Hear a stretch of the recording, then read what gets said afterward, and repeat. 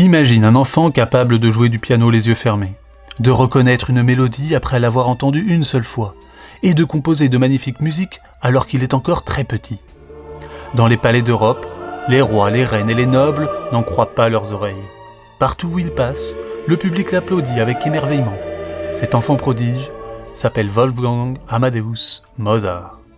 Plus de 2 siècles après sa mort, sa musique continue encore aujourd'hui de faire rêver des millions de personnes. Mais derrière le génie se cachait aussi un garçon curieux, sensible et passionné, qui travaillait sans relâche pour transformer les sons en magie. Mozart naît en 1756 à Salzbourg, en Autriche. Son père, Léopold Mozart, est musicien et professeur de violon. Très vite, il remarque quelque chose d'incroyable chez son fils. Le petit Wolfgang adore écouter les notes de musique et toucher les touches du clavecin. Sa sœur aînée apprend déjà à jouer. Wolfgang l'observe attentivement, puis essaie lui-même. Et là, toute la famille est stupéfaite. À seulement 3 ans, il joue déjà de petits morceaux. À 5 ans, il compose ses premières œuvres musicales. Son père comprend alors qu'il a devant lui un enfant exceptionnel.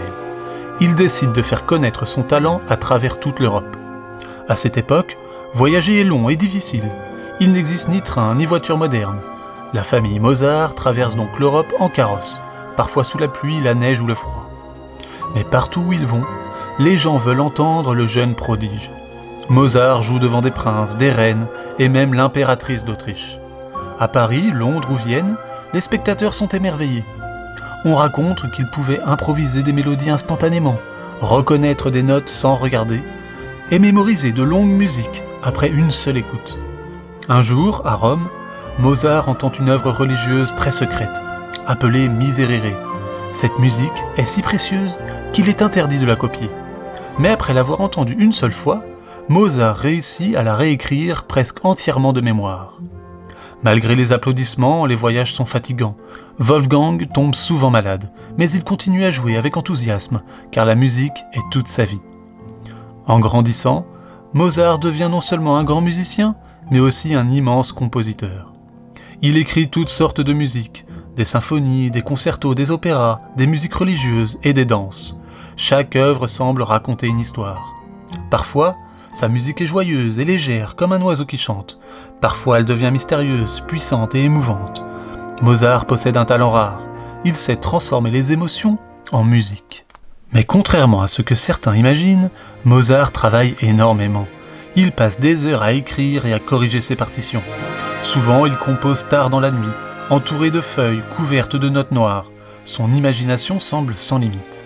Mozart adore particulièrement l'opéra, un spectacle où les chanteurs racontent une histoire en musique. Il compose plusieurs chefs-d'œuvre célèbres, les Noces de Figaro, Don Giovanni et la Flûte enchantée. Dans la Flûte enchantée, il mélange humour, aventure et magie. On y trouve des princes courageux, des créatures fantastiques et des mélodies magnifiques. Le public adore ses œuvres, mais Mozart aime aussi être libre.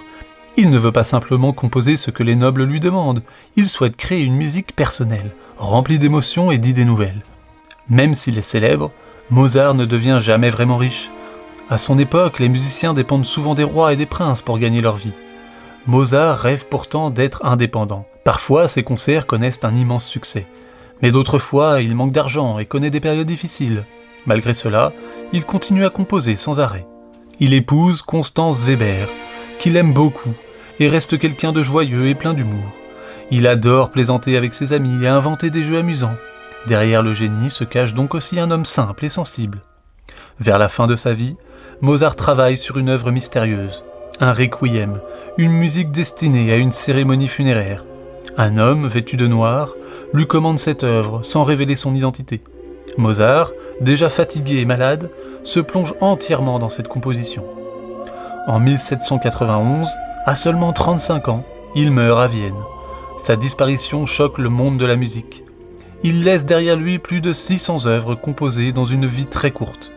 Le requiem, lui, restera inachevé et sera terminé plus tard par l'un de ses élèves. Après sa mort, la musique de Mozart continue de voyager à travers le monde. Aujourd'hui encore, ses œuvres sont jouées dans les plus grandes salles de concert et entendues dans les films, les dessins animés ou les spectacles. Mozart nous enseigne que le talent est précieux, mais qu'il grandit grâce au travail, à la curiosité et à la passion. Son histoire montre aussi que l'art peut traverser les siècles et toucher le cœur des gens partout dans le monde. Et surtout, il nous rappelle que la musique est un langage universel.